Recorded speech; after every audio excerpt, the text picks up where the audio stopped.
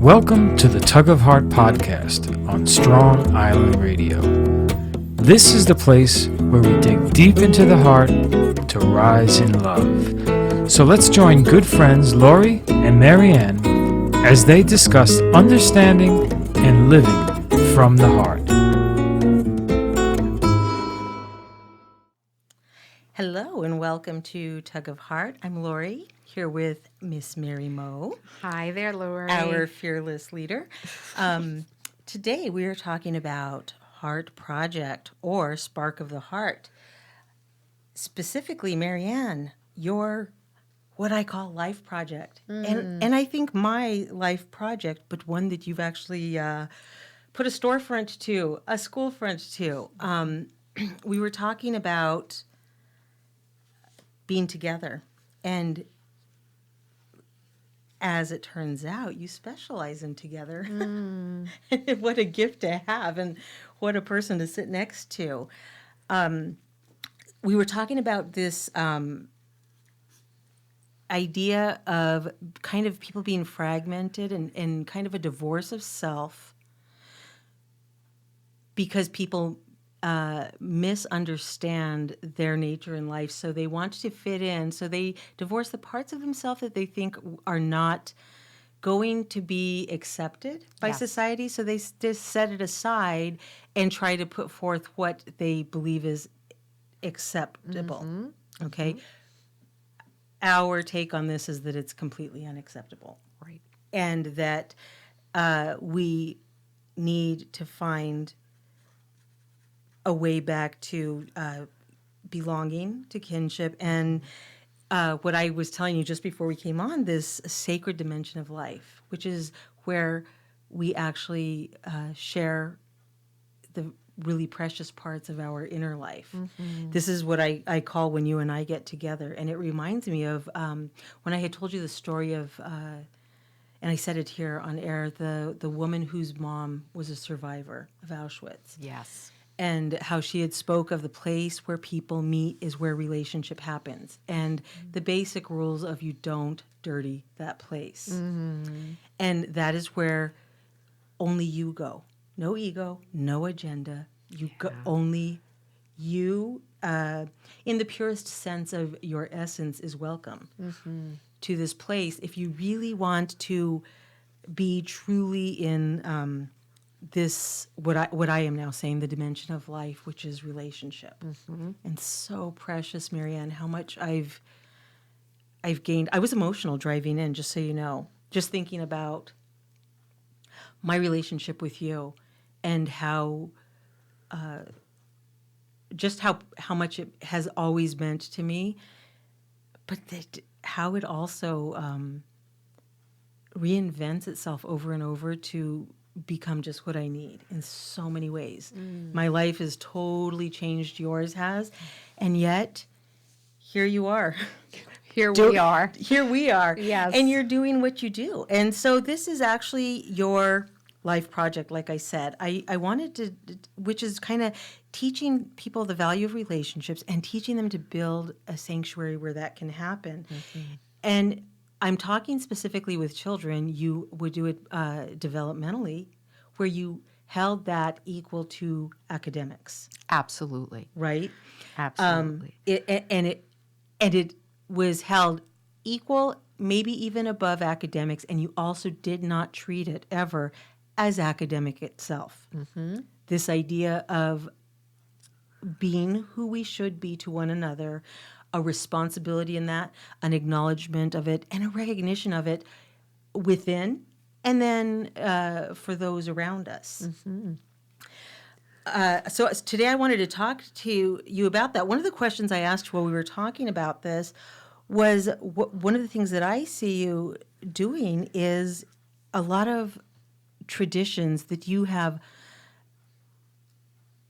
received as gifts and then passed along as freely to children, and also some that you've begun yourself to give because of just the nature of tradition and the transformation power it has, the milestones that it can mark with certain rites and ritual of developing humans, which we all are all the time. Yes. And I had asked you specifically, and this is kind of where I would like you to interpret this however you like and Sure. just say whatever you think about this. But in terms of just improving and what is there for children in today's society, I told you that I get the sense that there's not an inheritance of relationship Yeah, and that's the know-how and the way to make them and sustain them. And just that's it. I asked you to consider it, and today I would like to just hear your thoughts on it. I think that is such a beautiful question and inquiry into this. Again, Lori, what are the words you use? An inheritance? My feeling was that it seems to be lacking in society today an inheritance of relationship. An inheritance of In relationships. that, Yes. in the true sense of bequeathing something to my children that they hold and keep, a keepsake that enables them to just have this. Why can't we give this to our children? I believe we can, but I just couldn't quite work out how this came to be missing and where do we go from here. Yeah, and I thought about it in one way, and then I just kind of let my heart go with it in another way when you asked me that. Okay. And from a place of thinking, I think there was a shift from the value and reverence and utmost importance of relationship and connection within families and community. Right.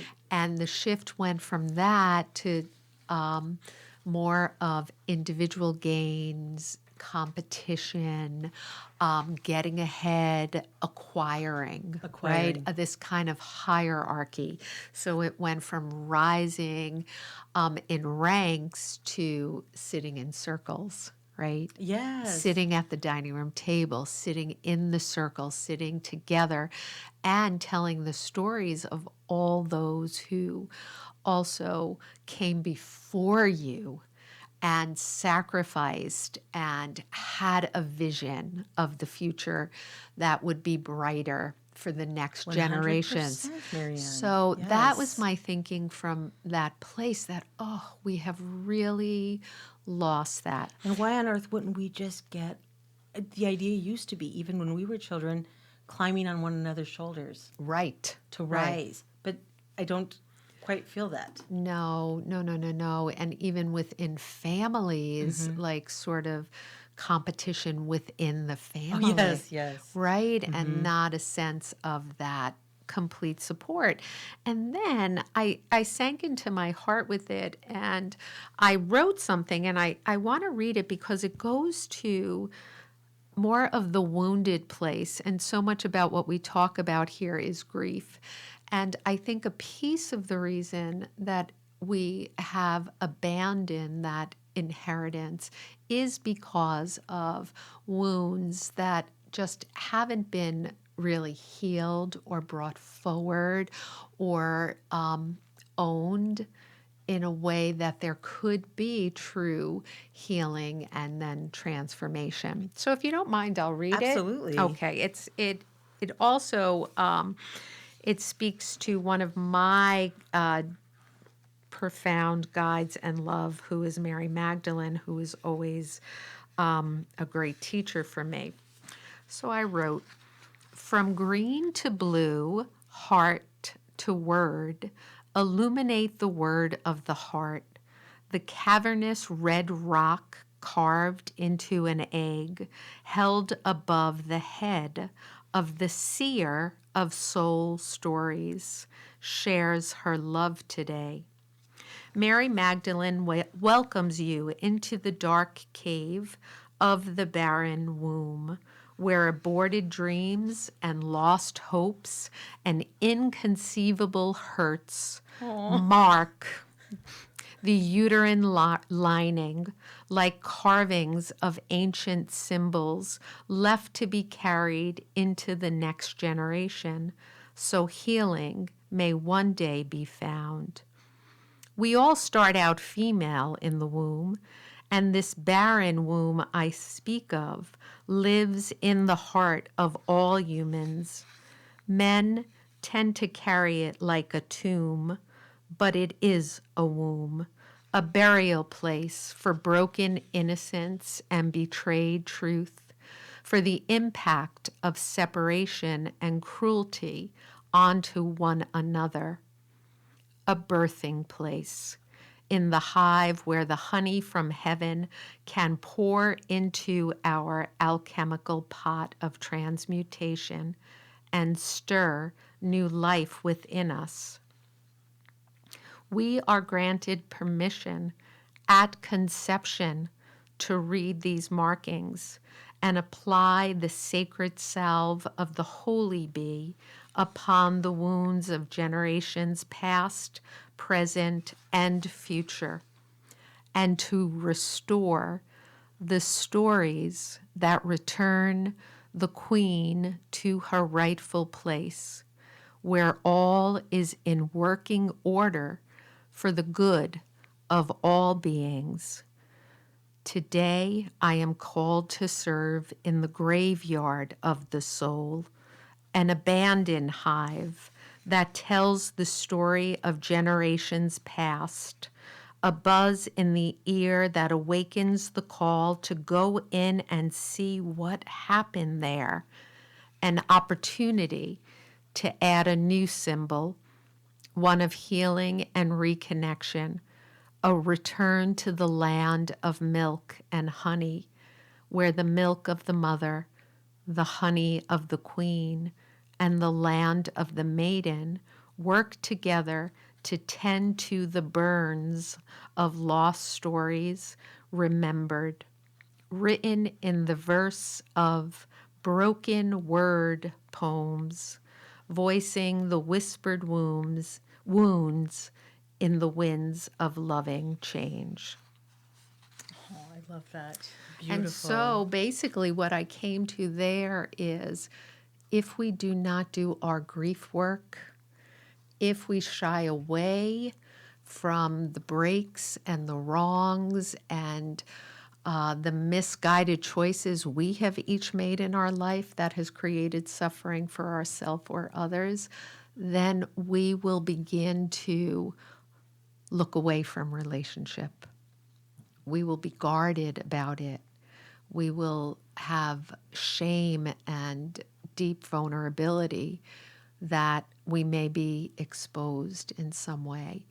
And so it is holding the space for both the rights and the wrongs of our whole lineage. That's what I had, yeah, absolutely. And I think once we make space for that, and part of the beauty in running a school is, as elementary school of all places, is that the children come in without much of a history yet. And so any mistakes they make in this garden of early learning is pure and beautiful and opportunities to learn and to share and to understand other ways. And so it's even so much more of a passion for me in that we do not want to hold children in their early years and create wounds of shame around the mistakes they make or the difficulties that they have, because otherwise they begin to go undercover. Well, because that misrecognition. Yes. And with that comes, they become orphans when they don't belong. That's what's left. Right. For those that feel, I don't have what is needed. I'm not needed. I'm not wanted. I don't have a place. I don't have a place. Circle. I don't belong. Right. And there's nothing, for me personally, the most I've ever hurt in life is when people have made a point to let me know I'm not needed. And I think it's all the same for children. And when I say make a point to let people know, it doesn't have to be that they've really internalized and thought about it, and I'm intentionally going to make it my goal to. There's that, passive aggressiveness also exists, but with children, and I always say children and elderly, it can also happen just from being in a rush. Get over here. We just start tying their shoe. Absolutely. Your hands aren't needed. I can do this more efficiently. Yes. Boom, a wound, maybe a slight one, very fixable. But you let it happen enough, and this becomes their story. Yes. And the thing is, you want to have a beautiful story because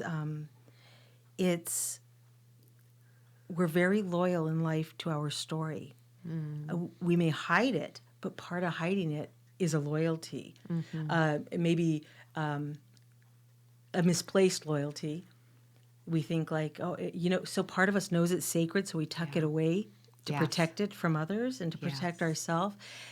But there's this need as humans in being together to have reverence for our story and not compromise that, and at the same time have reverence for the story of others.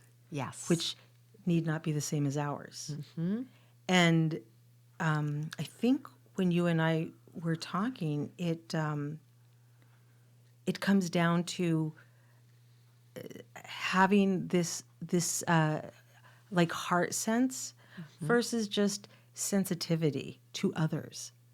Absolutely. Which is like an aversion or like a minor annoyances that get this really big reaction from us. That's just being sensitive. The same as what we previously said.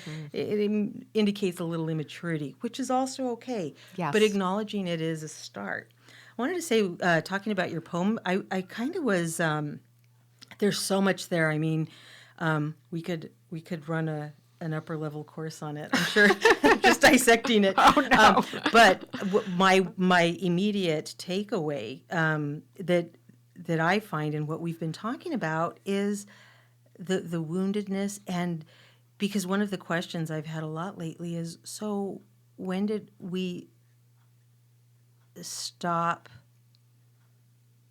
embracing our legacy, our lineage? Okay. I know for me, when I was young, I was like, I will be the one to break the legacy. Like there's this, and that's a very natural, healthy, evolving. Yeah, and energy to just like, with time, you learn that I love my legacy. I would like to expand upon it itself also, and be. There's nothing more beautiful than with your roots becoming just as high as you can in terms of real growth, not the consuming growth. So I was thinking, like, when did this change? And when I was hearing your writing, I was thinking, such a correlation with our present modern mindset that we should not feel pain. And so we want to have anesthetic for everything. And so it's this type of anesthetic to dismiss the lineage. And I was thinking, I bet we would, this is just a guess. This is my I want to use your word of the moral imagination, but I want to say this is my hypothetical imagination. I don't know how to say it, but it's just 100 years, Marianne, that we had any way of controlling pain. Right. It's new. It is. It's new. And with that came this thing of pain is bad. Right. Not we control pain so somebody could stay still long enough to tolerate it. Apart from like a procedural need, I've told you before the P factor, the pain factor, where growth does absolutely involve pain. It does. This is even medically and therapeutically. But we also have this idea that pain is bad. I personally have not really ever felt pain is bad, but I experienced a lot of physical pain early in life. from different situations. And I don't have, I think, the same kind of relationship with it. I also don't like it, though. Don't Right, get me wrong. I right. moan and groan No. and cry for just Yeah. the mildest of things nowadays. But the way that I took it in a younger, more innocent version of myself, and that I can kind of still tap into from time to time, now more like of emotional pain, is that pain is always first that indicator Yes. of what needs tending to. Yes. And this is just physically, but the natural points to the supernatural. So Yes. if this is right for the body, so much more for the heart, the soul, and greater things. So I always took it as like, I wouldn't want to take too much of anything. And I told you, like, also being an athlete, you wouldn't want to medicate an injury because you're going to injure it so irreversible. You need to because you're listen. not aware of what you're tending to Right. while you're pushing along in life. And I think with your poem, like, you've hit on this. I know I'm talking in a very sterile way about it, but I'm feeling it deeply. Just so you know that that we want to desensitize the pain, but that only comes with desensitization. Right, because it Itself. does go back. It's not about death onto the pain. It's about resurrection. It's about rising. It's what happens through the pain. Yes. And it's first that little flag. The pain starts small. We don't tend to it. It's bigger. It's bigger. Yes, It's bigger. Yes, yes. We overtend to it. We don't find the source of it. Okay, so we can mistake a deadly illness for a pain on my side because we've over-medicated. We've numbed the indicator there, and failed to mark and tend appropriately. So our tendency can be just to remove pain, but that's never the goal in any treatment, physically and all the more emotionally, right? Right, because there And does spiritually even more. right the ultimate silver lining of moving through pain is the development of a resilience, a strength, an ability to move through discomfort for the sake of healing, right? Yes. It's ultimately that we want to come out the other side healed. But it also makes sense that once you become afraid of pain as not part of a natural piece of the healing cycle, then there's an aversion to it and we run away from it. We won't look at it. We Including don't wanna go- relationships. Yes, it absolutely applies there. Because they can be a And- source of pain. And and once this is kind of the amazing thing is once you're in an uncomfortable place in a relationship, if in fact you are able to see it through, you usually come out the other side better for it. I love a good breakdown in relationship. You've heard me say this a million Yes, times, yes, it's because true. I have had enough things go wrong in my life with relationships that I completely love a reconciled relationship more than just a relationship that's never had that tension. Right, there's so much appreciation stronger, and it's value. better. Yes. Everything is more. The gifts are more. Yes. You've both come back together not based on a commonality, but on a determination for one another's hearts. Yes, beautifully said. And I had mentioned to you this week, would we have the guts to talk about just us in just when we've had, now we've never had massive, we're women, we're strong Right, women. We've right. had, so what may be a little scuffle, I like to picture us as like Superman and somebody else fighting where they're like creating craters Yes, with a scuffle. This can happen. definitely. And it does. And it can have the look of it and the feel of it.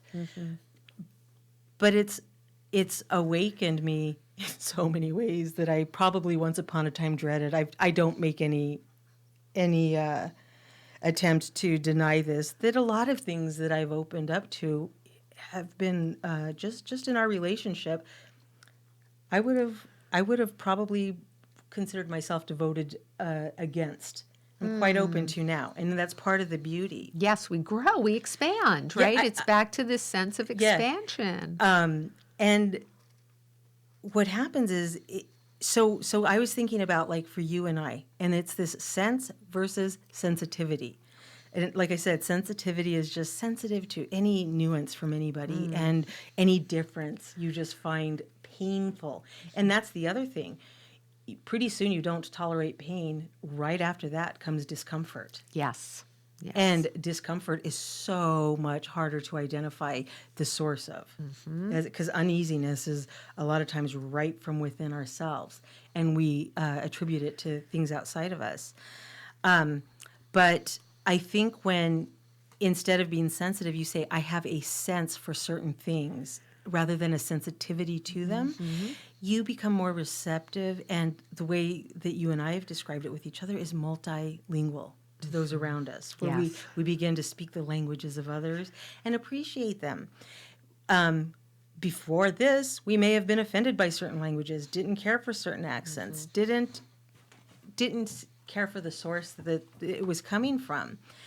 And what I've learned from you, and then I just want to see if you agree with this. I think you will. Is that through our own struggles of any size, and our own strengthening through friction, and like just the pulling on the hide, which I'll let you describe once again after. I've come to have a very healthy and tremendous respect for what we agree on. But I have the same respect for what we disagree on. Yes. Okay? That's good to hear. We both do that. And I respect what's in you that's not in me. I now respect your anger. I respect your moods. I respect your suffering. It all, there's this fullness of like the growth that happens in that sacred place, Yes. which we call the garden, right? Yes. And Maybe in the it garden. happens when we don't accidentally prune what was not a weed, but we just carefully weeded what did not belong there, and knowing the difference. And it makes it where we actually belong together. It's not like somebody's different, they don't belong with me. Well, Absolutely we do, right? I do. I agree with you very, very much. And I think it goes back to your sense of the process of willing, knowing, being, right? So there was a true willingness on both our parts to enter into a situation that neither of us knew if, in fact, it would work. And I'm talking about Seth entering school. Right. And we still trusted something very instinctually, a sense, back to your sense, in each other's hearts. Oh, we began with your sense. Don't Right? because remember I told you how we really went the next level. Right. I'm going to tell you, and then I want you to finish, just because I want to say it publicly. I knew you liked you. Well, Marianne's like a very likable woman. Thanks. Of course, but and we just kind of, niceties were exchanged, and then I was sitting at the school. I was volunteering, and I was just sitting on a bench. You were being pulled in so many directions, and whatever this sense in you was, you attended to it, which is, again, it never had to become pain. I did not have to become a Right. thorn in your side to be tended to. No. And this is how we actually began. I tell you this because people were calling you like, just a minute, as if you had something to tend to. Yes. I'm watching, and I didn't know it was me. I didn't have a problem. But you also like to take care of things. They don't have to be a problem Right. to gain your recognition. And so you sat by me. Hi, Marianne. Hi, Lori. And I always say this was our statement with a future in it, if you will. Was that you turned to me and you just looked at me, head to the side, and you said, "Well, Lori, now what? Right. And I was like, what? You're like, everything, the school, me, what do you us, think? what do we do? You invited me like with more than I had definitely earned. And here we are, ever after. Yes, so true. And that is the That's piece. the beauty of what you do, though. Right, but because that did come from an inner knowing, and maybe it is part of a gift that I haven't fully owned yet in myself of being able to see into the soul, right? So I definitely saw your light, and I think as part of our evolving relationship, I absolutely, after the first year of being in the school, felt like, okay, we had some beautiful, deep philosophical talks about the school, about where we were headed, and it was pure heart to heart. And I feel like, in a way, I could have kept you as my complete sort of confidant and just private counsel because you're so gifted in your expansive view, honestly, and deep view of things. And then, our second year, we had to make some strong decisions about Seth and where we were going to take him out of his comfort zone a little. First And year mine. was all comfort. Let it be said that it's mine also, because Yes. this is any struggle we had. So you, was also as me. mom, of course, you were going to have deep, and I had to become authoritative in a sense of stepping into the principle, the moral principle, I guess. Yes. The discerning principle, and came down kind of with some hard lines of what's a yes and what's a no going forward. And at that point, which you leaned into, you trusted us enough to lean into that discomfort and allow it to unfold and really watch Seth develop, right? He developed so much that second year. But it was also a time where I sort of released my desire to hold you just for myself and launched you into the community, which was such a gift then for all our staff members, right? There wasn't a staff member that didn't benefit from a conversation with you, Lori. I'm processing all this, probably. It's really, and so you became an integral part of the women's circle then, a sense of belonging beyond just the connection with me. And I really saw that. And our collaboration became with the children who were most difficult to reach. That's when you and I would make sure we got time together to figure out how do we build a road to this child? How do we weave connection? How do we keep this child from disconnecting?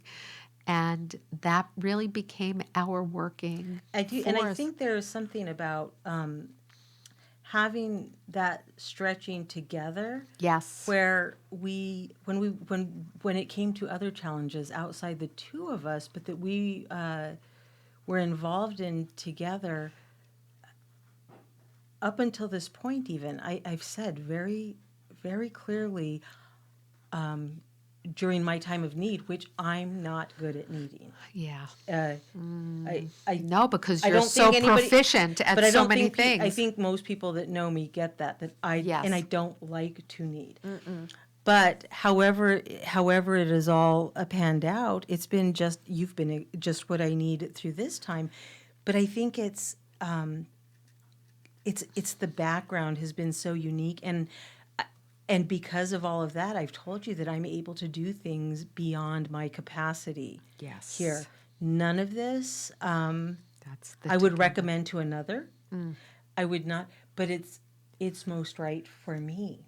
I'm not saying like it's different, and in a unique way because of where everything has landed, including where you landed, in proximity to me during this.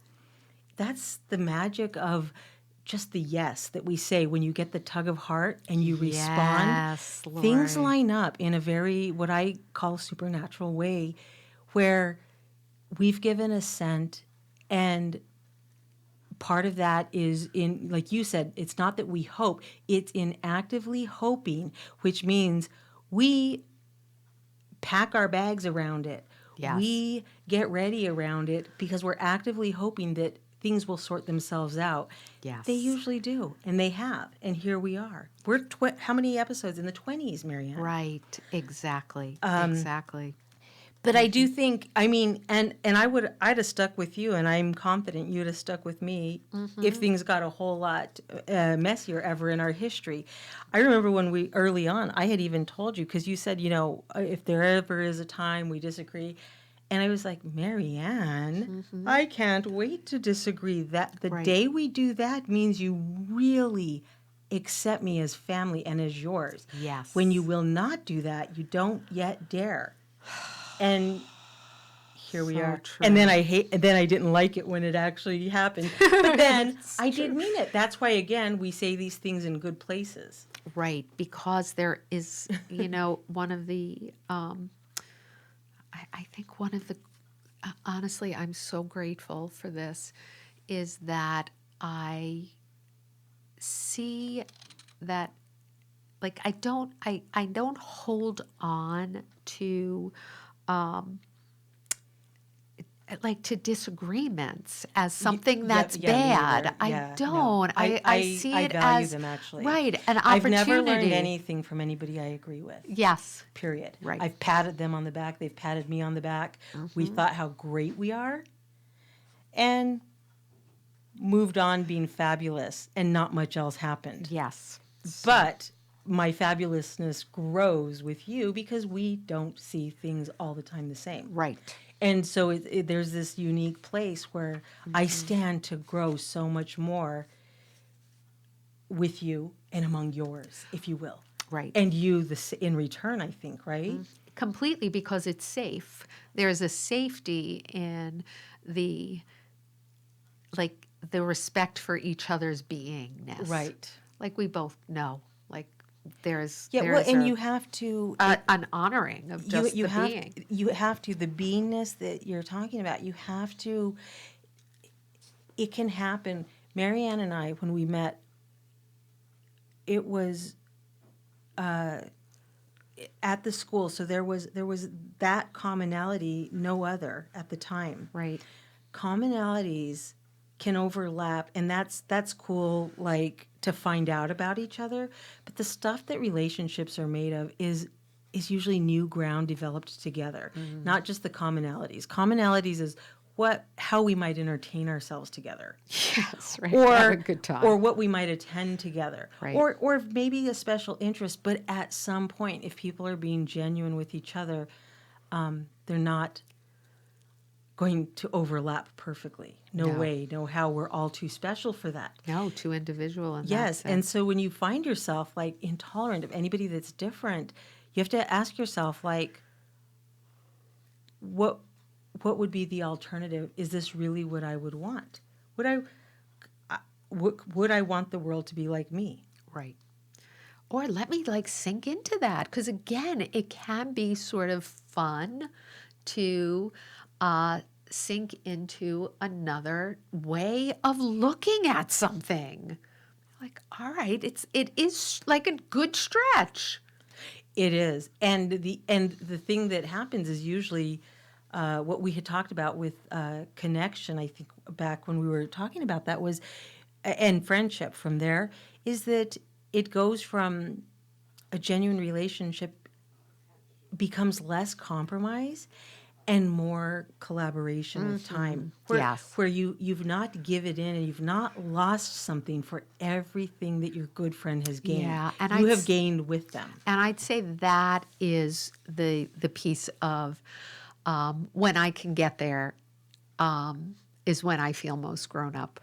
Yes. That really feels like here's a to developed a spring place. of growing up. Since we were Yes. talking about that I last love time. that. I do thank you just for sharing thank you. sharing your heart, Marianne, with Always. me, and just I hope if anything else, just that people realize that it's any two people can cross paths, and it can become something. Yes. And it that's not to speak about the length of any of our interactions or anything, but while we do have them, they're so precious. There's people we've met but once that have changed our life. So true. We may not even know the moment, but we were never the same. Right. And probably with most people. And that's the reverence we all deserve. Oh, So that's the Nice. good news is That's is a the nice lovely side. side of difference. I love Yes, it. I love yes. it. I'm so glad, Beautiful. and I'm so glad you're not like me, because you're such a good break Oh, for me. you are Marianne. such a good break for me too. Truly. You're my mind respite stretch. from myself. Anyways, thank you very much for joining us. You can like and share, and we're here on Strong Island. I really hope everybody is having a beautiful spring, and I hope we're able to find new ways and old ways that we bring forward. Probably Marianne is most likely to come out and enter back into this great reunion that Oh, I so hope true. is in store for us very soon. Yes, a I'm so- definite appreciation I for it, really am feeling grateful for Me it. too. Scared of it, but grateful. but grateful. Yes, I'm gonna have to do some maintenance and stuff, but Right, that's all clean right. up. Yeah. Anyways, thanks again. Please remember to listen to your heart, love one another, and farewell.